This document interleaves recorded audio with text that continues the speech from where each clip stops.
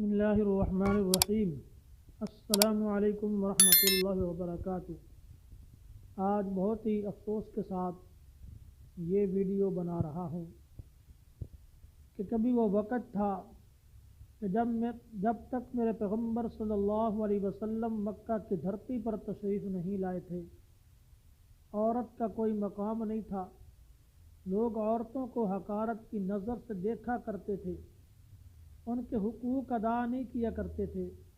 لیکن جب میرے پیغمبر صلی اللہ علیہ وسلم تشریف لائے تو انہوں نے اپنی بہن حضرت شیمہ رضی اللہ تعالی عنہا کے نیچے اپنی چادر بچھا کر امت کو بہنوں کا مقام سمجھا دیا۔ جب حضرت فاطمہ الزہرا رضی اللہ تعالی عنہا آپ صلی اللہ علیہ وسلم کے گھر تشریف لاتی، آپ کو ملنے کے لیے آتی، آپ صلی اللہ علیہ وسلم اپنی بیٹی کا کھڑے ہو کر استقبال کیا کرتے تھے، تو آپ نے اپنی بیٹی کا کھڑے ہو کر استقبال کر کے امت کو بتا دیا کہ بیٹی کا یہ مقام ہوتا ہے۔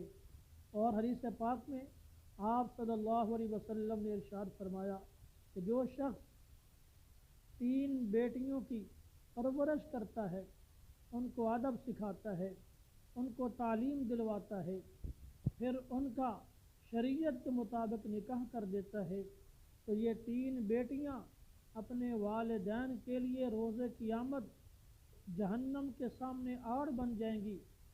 یہ اپنے والدین کو جنت میں پہنچا کر چھوڑیں گی۔ یہ بیٹیوں کا مقام ہے۔